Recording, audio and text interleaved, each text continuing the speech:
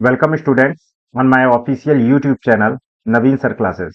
साथियों, आज हम लोग क्लाइमेटोलॉजी पार्ट 10 पर बात करने वाले हैं। ज्योग्राफी का ये सेगमेंट चल रहा है।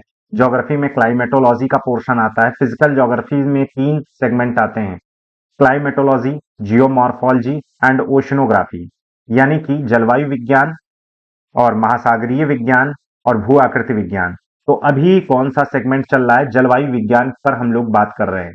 जलवायु विज्ञान आज हम लोग देखेंगे। Geographical effect of permanent wind on desert location, rainfall, cold and warm oceanic current and biodiversity. सनातनी हवाओं का भौगोलिक दशाओं पर प्रभाव, जैसे मरुस्थलीय क्षेत्र पर अगर देखेंगे, वर्षा क्षेत्र पर हम लोग देखेंगे, ठंडी व गर्म जलधाराओं पर देखेंगे, जैव विविधता वाले क्षेत्रों पर देखेंगे क्या इम्पैक्ट पड़ता है, क्या जैव विविधता बढ़ती है, क्या मरुस्थल महाद्वीपों के अगर हम उष्ण कटिबंध और उपोष्ण कटिबंध की बात करें तो मरुस्थल किस क्षेत्र में पाए जाते हैं? महाद्वीपों के पश्चिम में पाए जाते हैं या महाद्वीपों के पूरब में पाए जाते हैं?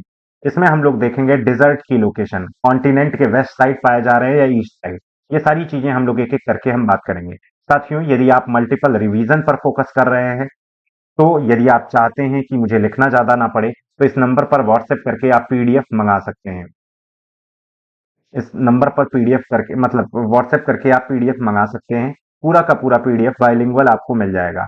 बहुत सारे लोग को मैंने ये बता दिया है। जैसे जैसे आपको जैसे जैसे मैं वीडियो अपलोड करता, जैसे मान लीजिए ये ज्योग्राफी की क्लास 11 है, तो मेरे पास 11 पीडीएफ तैयार हैं। समझ रहे हैं? अब ये सोचिए 12 13 14 15 पहले ही पीडीएफ दे दें तो वो संभव नहीं है बेटा, क्योंकि मेरे पास समय भी नहीं रहते, मुझे ऑफलाइन क्लासें भी लेनी पड़ती हैं। ठीक है, तो आप इस पे नंबर पे व्हाट्सएप करके, फोन तो जाएगा नहीं, व्हाट्सएप करके आप इसको पीडीएफ ले सकते हैं। ठीक है ना?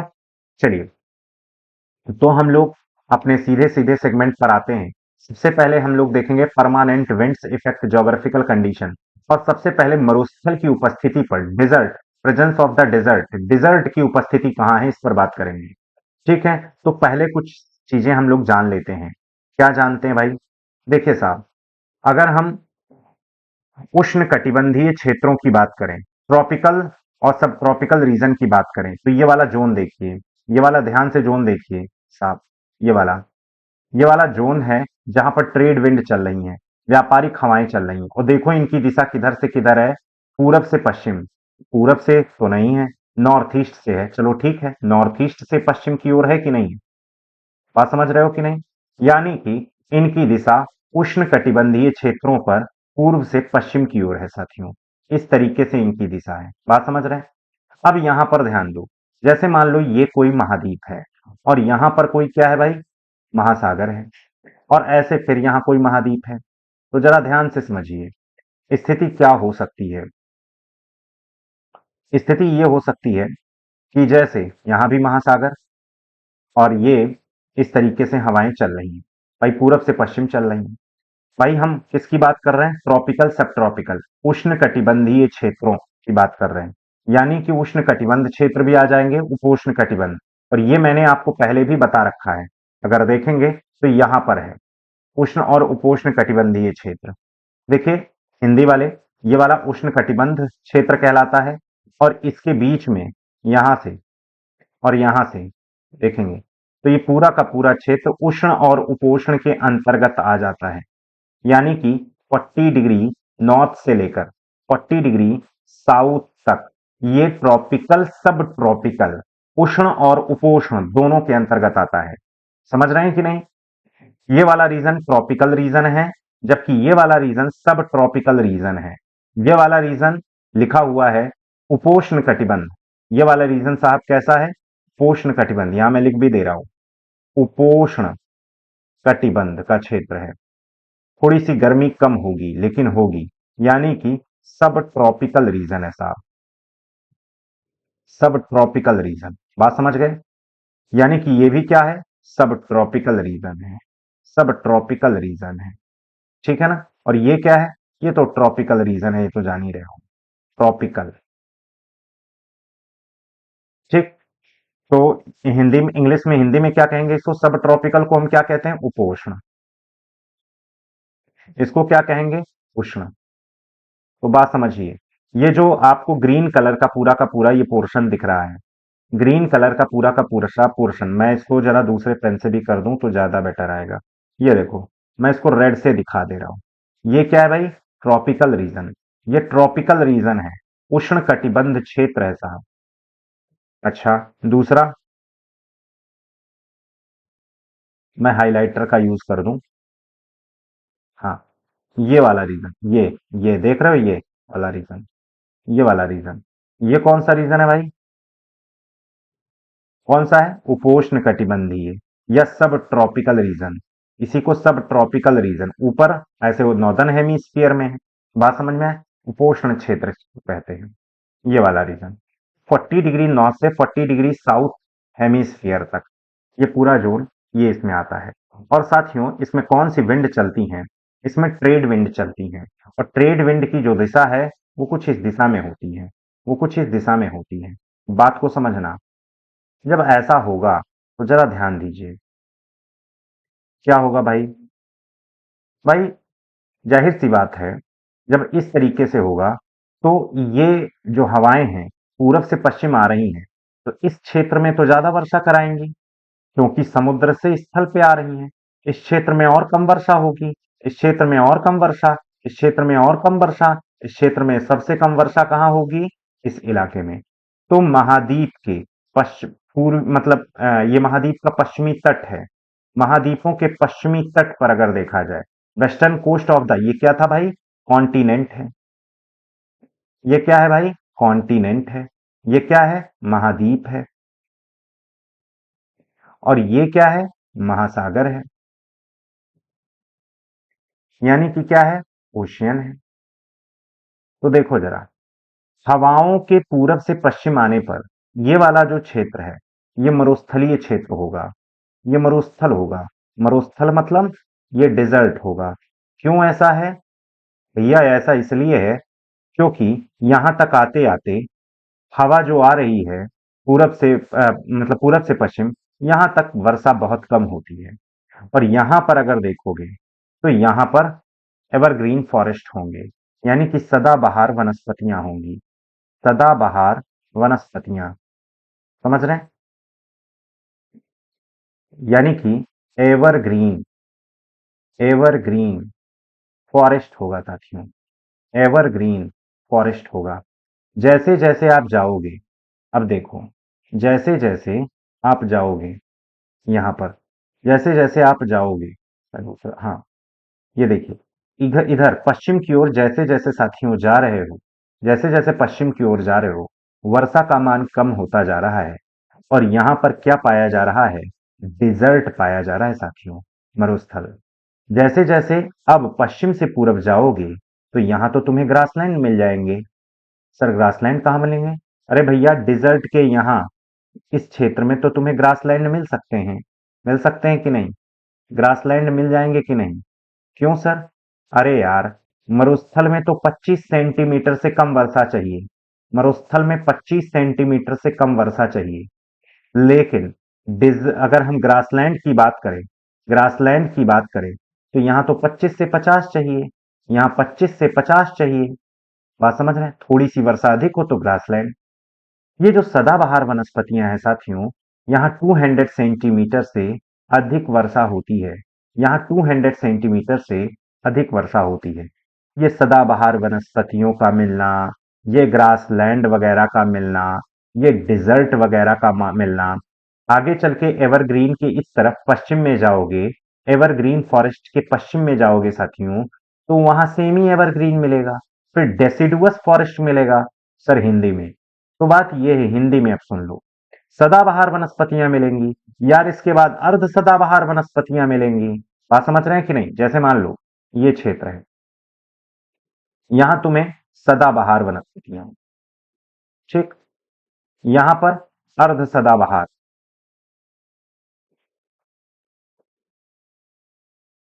अर्ध सदाबहार, यहां पर चले गए तो यहां पर क्या? पतझड़ी वन मिल जाएंगे, पतझड़ी वन मिल जाएंगे, पतझड़ी वन मिल जाएंगे। यहां ग्रासलैंड मिल जाएंगे, ग्रासलैंड मिल जाएंगे। और यहाँ डिजर्ट मिल जाएंगे। बात समझना, यहाँ मरुस्थल मिल जाएंगे। तो मरुस्थल सबसे किनारे, सबसे पूरब में सदाबहार वनस्पतियां। उसके बाद सदाबहार वनस्पतियों को क्या बोलते हैं भाई? एवरग्रीन। एवरग्रीन। अर्ध सदाबहार को क्या कहते हैं? Semi evergreen. Semi evergreen. समझ गए?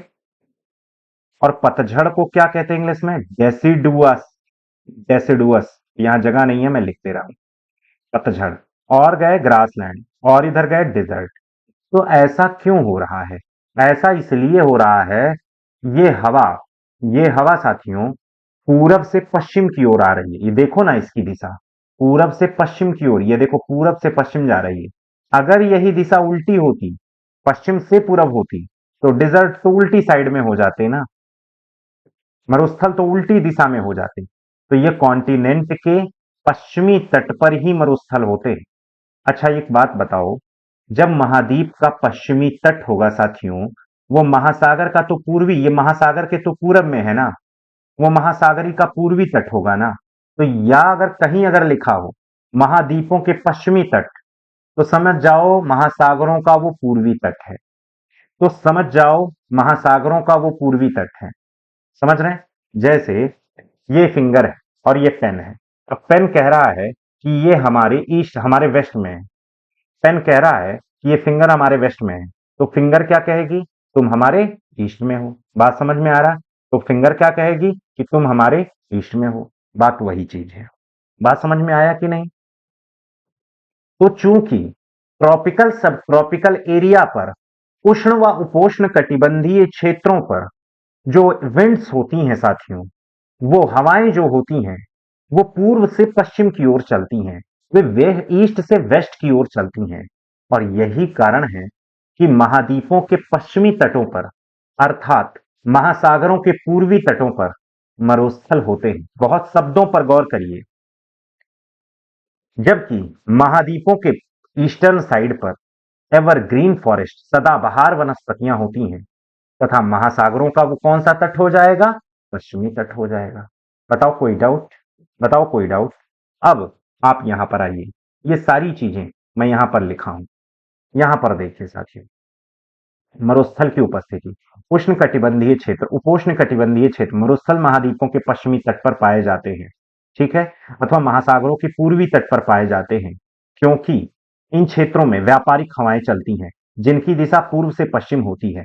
जबकि शीत कटिबंधीय क्षेत्र, अब देख लो, वहीं तुम अगर यहां तक तो समझ में आया, पश्चिम होती है, पूरब से पश्चिम। अब देखो यहां पर मैंने वही इंग्लिश में लिखा है, ट्रॉपिकल रीजन। ये जो ट्रॉपिकल रीजन है, tropical region and subtropical areas, deserts found on the western coast of the continent are on the eastern coast of ocean, because trade wind blow in these areas whose direction is from east to west, while in subpolar zone deserts are found on the western coast of the ocean, because in these areas westerlies move on this zone whose direction west to east. अब ध्यान दो, हम क्या कह रहे थे? हम क्या कह रहे थे? ध्यान दीजिए। आपको तो अभी मैंने ट्रॉपिकल सब ट्रॉपिकल का बताया। जरा तुम ये बताओ, अगर तुम सब पोलर रीजन में चले गए, अगर तुम सब पोलर रीजन में साथियों चले गए, इस वाले एरिया में, यहां पर समझो, हाँ, अगर तुम इस वाले एरिया में चले गए, सब पोलर जोन, ये देखो जो मैं बना रहा हूं, सब पोलर जोन, इसे हम हिंदी में उपशीत कटिबंध कहते हैं। उपशीत कटिबंध, सब पोलर जोन, सब पोलर जोन, शीत कटिबंधीय क्षेत्र में अगर चले गए, तो यहां पर कौन सी हवाएं चलती हैं? यहां पर साथियों वेस्टर्ली चलती है। ये देखो, ये ये ये वेस्टर्ली जो कि पश्चिम से पूरब चल रही है। इस डायग्राम में उतना सही नहीं दिखाया गया है, एक डायग्राम मैं आपके लिए और लाया हूं। ये देखो, ये वेस्टर्ली चल रही है, ये वेस्टर्ली चल रही है साथियों, ये पछुआ हवाएं चल रही हैं। तो क्या होगा? ये ये बताओ, जब ट्रॉपिकल में जब ट्रॉपिकल में ये हवाएं इस दिशा में आ रही थी, तब तो मरुस्थल का हिसाब किताब पश्चिम में था। अगर यार ये हवाएं ऐसे चलने लगे हैं, ये हवाएं ऐसे चलने लगे, क्या होगा? दिशा उलट नहीं जाएगी, दिशा उलट नहीं जाएगी। सेम वही चीज तो यहाँ लिखा है। यहाँ पर अब देखो, while in subpolar zone while in subpolar zone deserts are found on the western coast of the ocean, ocean के वेस्टर्न कोस्ट, यानी कि कॉन्टिनेंट के कौन से कोस्ट?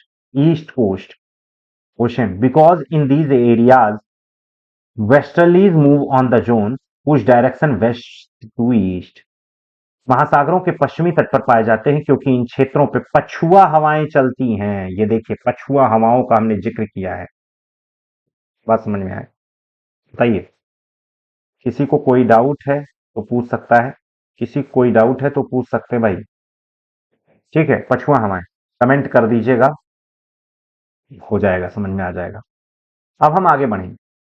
ठंडी जलधारा गर्म जलधारा का होना, क्या सर ये भी डिसाइड करता है? बिल्कुल यार। कहां पर हो अभी देखो, तुम्हें हम बताते हैं कैसे।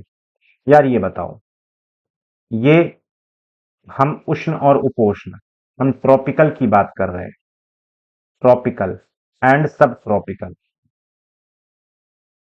सब ट्रॉपिकल, यानी कि हम किसकी बात कर रहे हैं? उष्ण व उपोष्ण की बात कर रहे हैं। तो यहां पर कौन सी विंड चलती है? यहां पर कौन सी विंड चल रही है?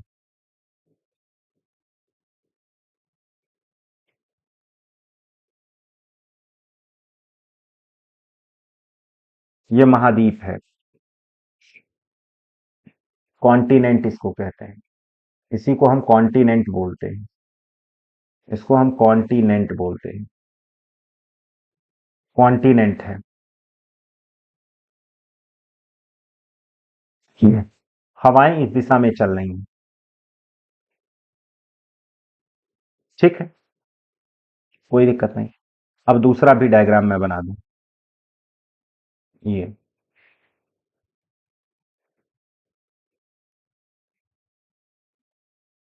यहां पर पछुआ हवाएं चल रही हैं, तो ये कौन सा जोन हुआ? ये इसका नाम है सब पोलर जोन, सब पोलर जोन। मैं भी डायग्राम में दिखाया था उसको। उपशीत कटिबंधीय क्षेत्र, शीत कटिबंधीय क्षेत्र। अब यहां पर क्या होगा, जरा गौर करिए।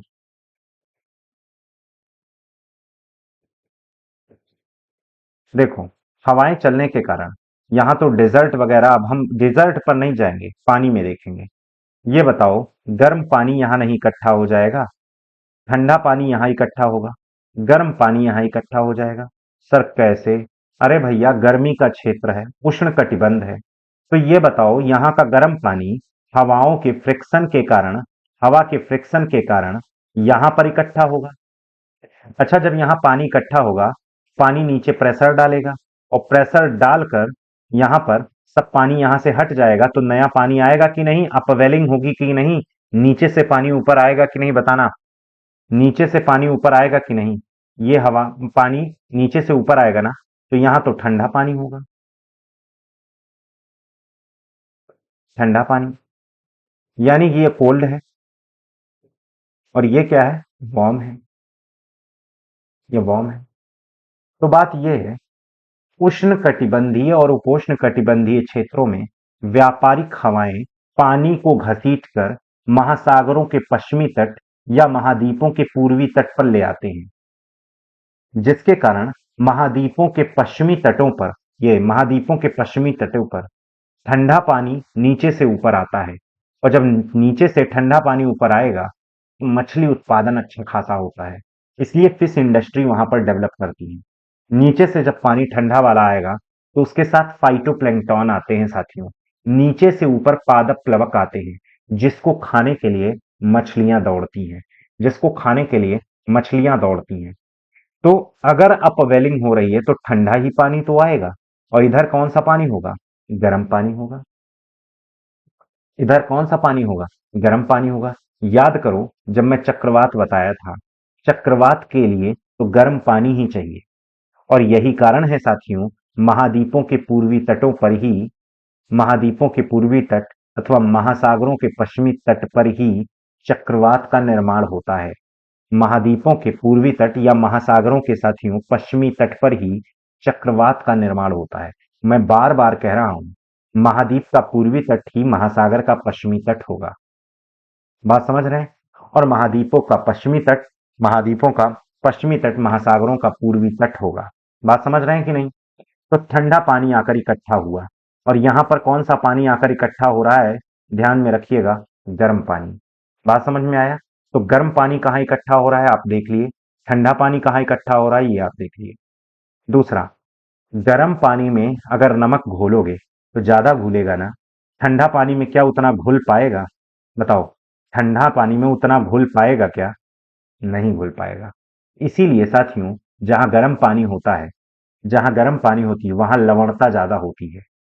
भाई लवणता समुद्र की NaCl के ही कारण है, सबसे ज्यादा NaCl के ही कारण होता है। बाकी मैग्नीशियम के सल्फेट, क्लोराइड वगैरह भी होते हैं। समझ रहे हैं? तो बात यह है, जहां गर्म पानी होगा साहब, वहां लवणता भी अधिक होगी। सर इंग्लिश में तो बेटा सैलिनिटी भी वहां अधिक होगी। समझ रहे हैं? जहां ठंडा पानी होगा वहां लवणता कम होगी, वहां लवणता कम होगी, और सैलिनिटी, यानी कि वही सैलिनिटी क्या होगा? कम होगा। जहां साथियों सैलिनिटी ज्यादा होती है वहां पर डेंसिटी ज्यादा होती है और पानी नीचे दबने लगता है। जैसे मान लो इसमें तुमने पानी भरा है और यहां सैलिनिटी ज्यादा है, और यहां सैलिनिटी क्या है? कम है। मान लो यहां, मान लो पहले इसमें क्या है? लवणता ज्यादा, ठीक है, सैलिनिटी यहां ज्यादा, यहां कम। तो क्या होगा? जानते हो क्या होगा? इसका दूसरा डायग्राम बनाओ। पानी का तल ऐसे होगा साथियों, पानी का तल ऐसे होगा, पानी की जो सतह ऐसे होगी, और ये पानी लुढ़क कर इधर आएगा। मतलब सर ठंडा पानी गर्म पानी की ओर आएगा? बिल्कुल, क्योंकि ठंडे पानी की लवणता कम होती है और गर्म पानी की लवणता ज्यादा होती है। तो जिसकी लवणता ज्यादा है, जिसकी सैलिनिटी ज्यादा है, वो नीचे की तरफ दबने लगेगा, भारी होगा। और जिसकी लवणता कम यानी कि सैलिनिटी कम, वो ऊपर होगा। अब ये पानी नीचे लुढ़क कर आएगा। समझ रहे हो कि नहीं? तो यहां पर नहीं लिखा है, एक चीज आप अपने वीडियो में PDF में ऐड करिएगा। क्या ऐड करना है? ऐड ये करना है साथियों कि जो पानी होता है, पानी कम लवणता से अधिक लवणता, हाई सैलिनिटी की ओर जाता है।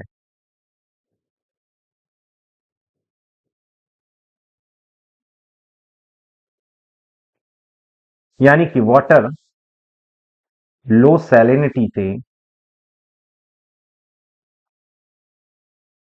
हाई सैलिनिटी की ओर प्रवेश करता है, हाई सैलिनिटी की ओर जाता है। बताओ कोई दिक्कत? क्योंकि हाई सैलिनिटी वाला नीचे धसा होगा, नीचे दबा होगा। बात समझ में आया कि नहीं? बात समझ में आया कि नहीं? तो ये चीज आप नोट करिएगा। यानी कि विंड का चलना भी एक तरीके से क्या कर रहा है? पानी को मूव करा रहा है। पानी भी तो इसी इसी दिशा में फ्रिक्शन के कारण चल रहा है। तो ये तो चलो लवणता में हम आगे बात क्लियर करेंगे, सारी चीजें अभी यही नहीं समझाते, ना कंफ्यूजन होगा। ठीक है, तो एक कॉन्सेप्ट जरूर लिख लीजिएगा। हालांकि ओशनोग्राफी जब हम पढ़ाएंगे तो इसको बहुत डिटेल में हम बताएंगे। बात समझ में आ रहा है? तो हवाओं के चलने से साथियों गर्म पानी किस तरफ इकट्ठा होता है, ठंडा पानी किस तरफ इकट्ठा होता है, ये आपने देख लिया। तो ये तो उष्णकटिबंधीय क्षेत्र का आपने सर ने बताया। क्या सब पोलर में? अरे यार उल्टा कर दो, क्योंकि हवा की दिशा उलट गई है ना। अब इतना ना समझ पाओ तो बेवकूफ हो यार। यहां कौन सा पानी? गर्म पानी इकट्ठा होगा। यहां कौन सा पानी? ठंडा पानी इकट्ठा होगा। बस। अरे सर ये तो उपशीत है, सब पोलर है। तो क्या हुआ? कंपैरिजन करोगे ना, यहाँ का गर्म पानी ये भी ठंडा, ये भी ठंडा, लेकिन ये वाला कुछ ज्यादा ही गर्म है इसकी अपेक्षा। बात समझ में आया? तो महाद्वीपों के पश्चिमी तट पर अगर हम ट्रॉपिकल सब ट्रॉपिकल की बात करें तो कहां पर गर्म पानी है?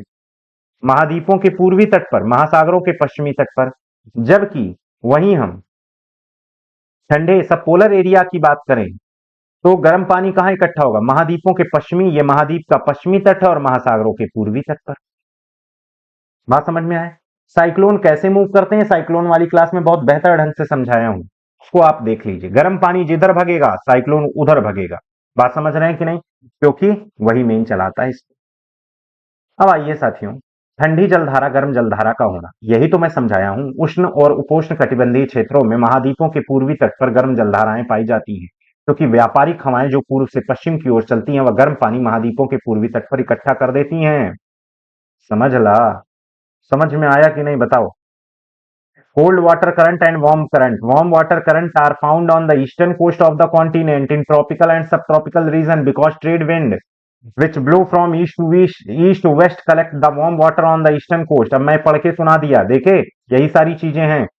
यानी कि तटों पर ठंडा पानी नीचे से ऊपर आता है, अर्थात पश्चिमी तट पर ठंडा पानी ही रहता है। ये सारी चीजें इंग्लिश में भी लिखी हैं जो मैंने अभी समझाया है। उच्च लवणता कम लवणता की बात अभी जस्ट मैंने, पश्चिमी तट पर गर्म पानी अधिक होने के कारण लवणता ज्यादा होती है, देख लीजिए इंग्लिश में वही चीज। सैलिनिटी हाई कहां होती है, वेस्टर्न कोस्ट पर। ठीक है, ये आपने आपको मैंने मानसून का आगमन।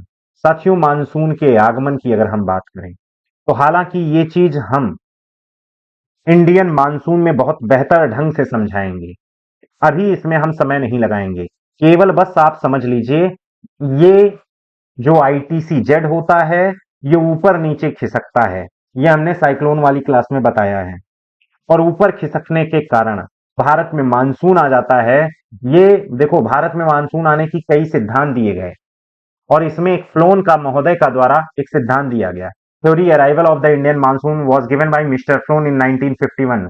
नाम क्या है उस थ्योरी का, दाब पेटियों के विस्थापन का सिद्धांत, theory of displacement of pressure belt. साथियों ये भी कहीं ना कहीं भारतीय मानसून को लाने में मदद करता है। कैसे सर, ये हम मानसून वाली क्लास में पढ़ाएंगे। जब इंडियन मानसून पढ़ाएंगे तो वहां पर हम बताएंगे कैसे ये दाब, क्योंकि वहां पर हम कुछ चीजें और ऐड करेंगे। यहां पर अगर वो चीजें समझा देंगे तो कंफ्यूजन क्रिएट होगा, समझ रहे हैं, क्योंकि हमें कई चीजें, टेम्परेचर समझना होगा, ठीक है, प्रेशर बेल्ट के बारे में इसमें बात करनी पड़ेगी, साथ में इंडिया की स्थिति के बारे में बात करनी पड़ेगी, इंडिया की स्थिति के बारे में बात करनी पड़ेगी, समझ रहे हैं। अब इंडिया की स्थिति भी तुम्हें समझानी पड़ेगी, तो हम जब इंडिया की स्थिति समझा लेंगे तब इसको अगर हम समझाएंगे।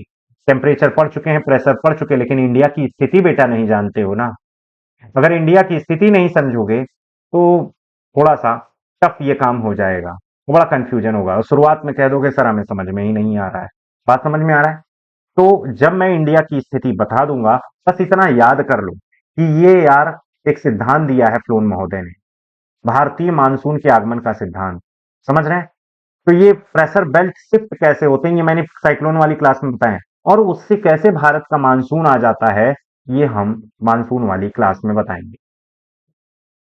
ठीक है, हालांकि मैंने लिख दिया है बहुत सारी चीजें, अगर पढ़ के समझ सकते हो तो ठीक है, ठीक है, नहीं तो हम उस वाली क्लास में समझाएंगे बेहतर ढंग से, नहीं तो एक अलग सा वीडियो इस पे बना देंगे।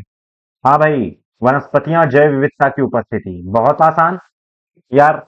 ये बताओ, ट्रॉपिकल एरियाज पर हवाएं यूं चलती हैं, उष्ण कटिबंधीय, तो यहां पर एवरग्रीन फॉरेस्ट मिले थे, यहां डिजर्ट मिले थे, तो बताओ जैव विविधता कहां होगी, जहां वनस्पतियां होंगी।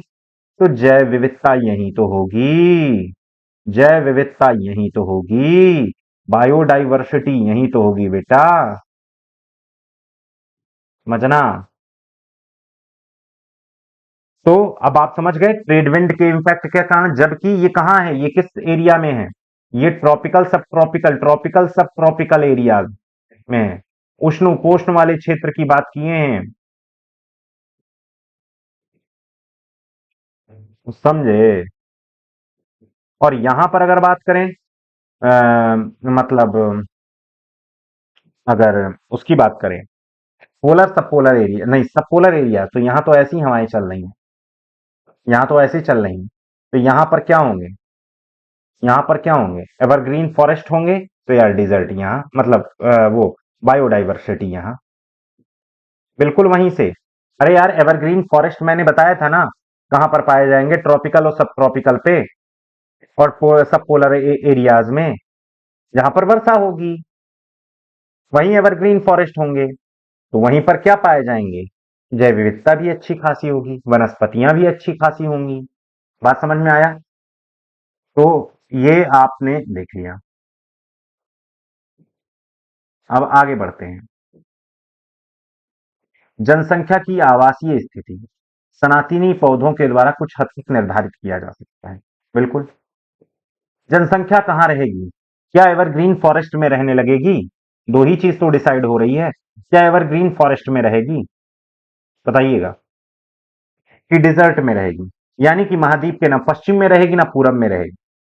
समझ रहे हैं कि नहीं? यानी कि कहां रहेगी? बीच वाले क्षेत्रों में रहेगी, जहां पर डेसिडुअस फॉरेस्ट वगैरह पाए जाते हैं। बात समझ में आए? तो ये जो हवाएं चल रही हैं ये भी तो निर्धारित कर रही हैं कि पॉपुलेशन डेंसिटी कहां ज्यादा होगी।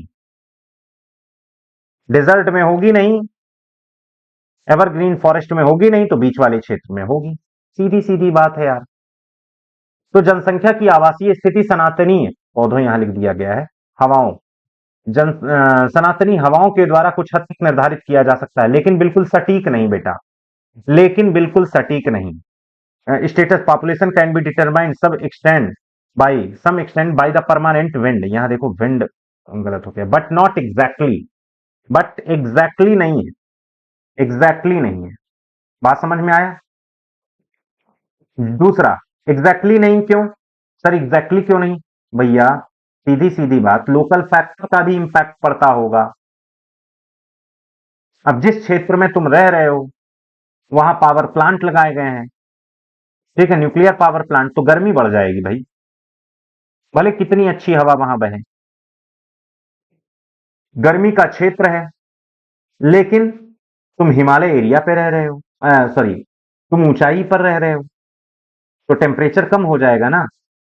भाई गर्मी वाले क्षेत्र में तुम रह रहे हो, लेकिन तुम ऊंचाई पर रह रहे हो, तो ये भी तो पढ़े हो 165 मीटर की ऊंचाई पर 1 डिग्री सेल्सियस टेम्परेचर में गिरावट आ जाती है। पता ना, 165 मीटर की ऊंचाई पर 1 डिग्री सेल्सियस में तो गिरावट आ जाती है। तो उस आधार पर सोच लो, जब ऊंचाई होगी तो टेम्परेचर गिर जाएगा, भले कितने गर्म एरिया में रहो।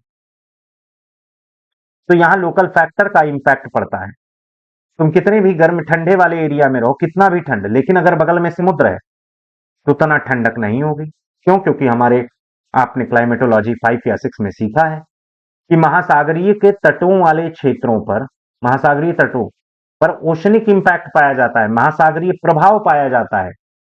वो टेम्परेचर को ना तो गिरने देगा ना ही बढ़ने देगा, एक सामान्य स्थिति में रखेगा। दूसरा, क्षेत्रीय जलवायु के बारे में भी सनातनी पवनों के द्वारा भी कुछ हद तक पता लगाया जा सकता है, लेकिन बिल्कुल सटीक नहीं।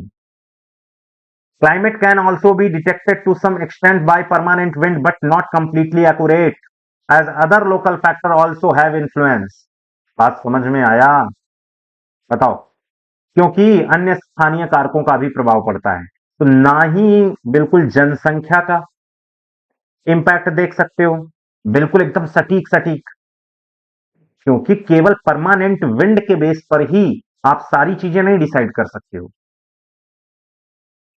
बात समझ में आया? हवाएं भले चले, लेकिन वो कौन सा एरिया है? कहीं घाटी का एरिया तो नहीं है, कहीं ऊंचाई का एरिया तो नहीं है, कहीं बगल में समुद्र तट तो नहीं है, कहीं बगल में बायोडाइवर्सिटी वाला रीजन तो नहीं है। इसका भी इंपैक्ट पड़ता है। कुछ समझ में आया? तो इस क्लास में मैंने सारी चीजें समझाने का प्रयास किया है। बस भारतीय मानसून कैसे आएगा, इसके लिए मैंने कहा है अलग से या तो क्लास देंगे, या जब भारतीय मानसून पढ़ाएंगे उसमें समझाएंगे। अभी के लिए ये पढ़ लो कि भारत का मानसून भी इसी से संबंधित है। एक सिद्धांत, सारे सिद्धांत नहीं, एक सिद्धांत, दाब पेटियों के विस्थापन का सिद्धांत, theory of displacement of pressure belt. तो उम्मीद है साथियों आपको बेहतर ढंग से समझ में आया होगा। अभी मेरी ऑफलाइन क्लास भी है, तो मैं निकलता हूं, और यदि आपको कोई डाउट है तो प्लीज उस पर कमेंट किया करिए। नहीं समझ में आता है तो भी कमेंट कर दिया करिए कि सर ये चीज समझ में नहीं आ रही है, और प्लीज सेशन को लाइक, शेयर और सब्सक्राइब जरूर करिए। ठीक है क्लास, तो आज के लिए इतना ही। जय हिंद।